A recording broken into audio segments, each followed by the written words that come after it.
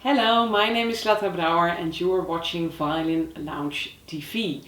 After publishing over 250 free videos for you with instructions on how to play violin or improve your playing, I've decided to do something different to help you even better, and that's a video exchange. This means that viewers send in their videos, ask a question, and I will give my feedback, tips or advice or whatever you would like. And I've got a video from Anne, and she plays the St. Anthony's Chorale by Haydn. And I will link to the sheet music below.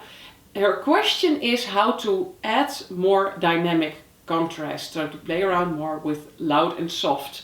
Here's her video.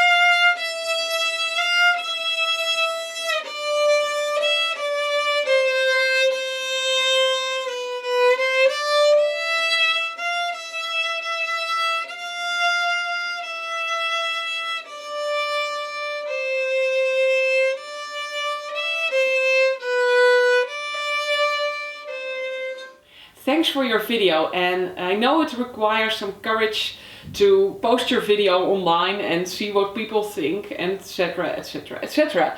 Also on behalf of the other viewers who will probably find this video useful, I would like to thank you for that and acknowledge your courage, of course. You're playing very well, you're using the right fingerings, the right rhythm, etc, etc. So now it's time to spice it up a bit. You're doing things with loud and soft, so with dynamics already.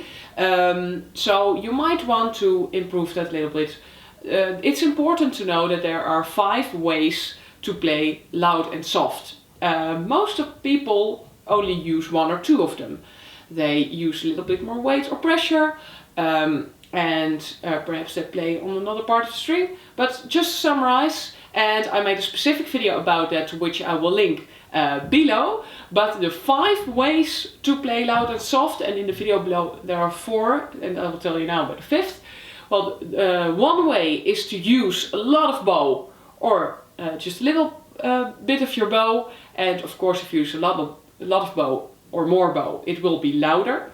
Then there is how you tilt your bow. So if you tilt your bow and you just play with the side of the hair, it will sound softer. If you don't tilt your bow and you play with all the hair, it sounds louder. Then of course you can use more weight or less weight, and then it will sound loud and soft. And then there is the place on the string. So if you are moving towards the fingerboard, then it sounds softer. If you're playing closer to the bridge, it will sound louder. Then the 5th way is to change your bowing. And I am also going to give some tips on that specifically related to this piece. Then also to get some more dynamic contrasts and variation is to play in sentences. So most people think they play either piano or forte or mezzo forte or whatever for some bars, but actually within that piano you can make little sentences, so you can go a little bit louder and in the end a little bit softer. So that's also makes it more exciting to listen to, actually, more beautiful. Well, you have some loose notes. I would suggest, if you are playing piano, slur them. So that's the 5th tip about playing loud or soft. If you slur more notes on one bow, they tend to be softer. If you play them without slurs, détaché, then they tend to be louder. So instead of doing this,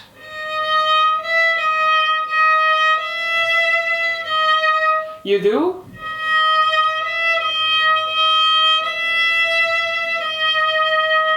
maybe it doesn't sound softer in terms of decibels, because I'm still using quite a lot of bow. I'm doing that on purpose. What's important is that the character becomes softer, that it becomes more fluent if you slur some things. So do that. Then this is the soft part. So we have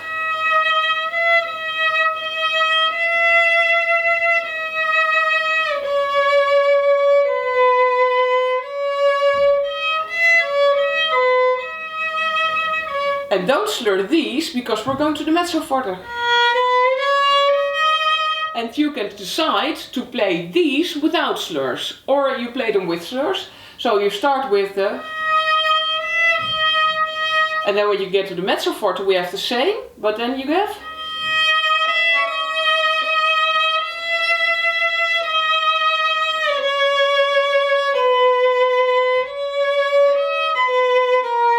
and softer.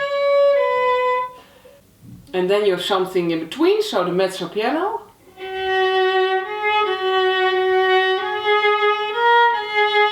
And I would slur that.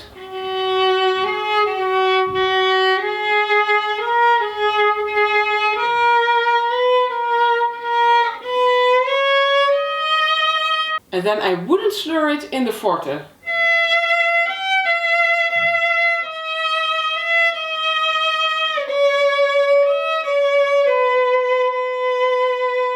And here comes the same rhythmical figure as we saw in bar number 5. But here I would slur it, because here you're not going from soft to loud, but from loud to soft.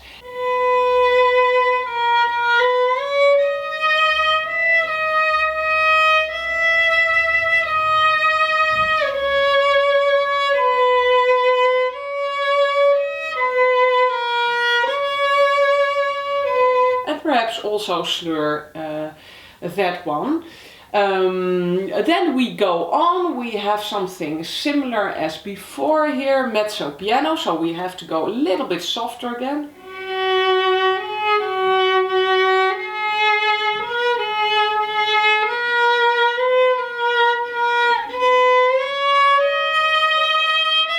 And then slur it, don't slur it here,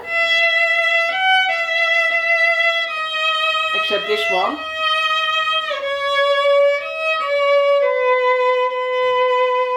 And slur this one again. And then slur it.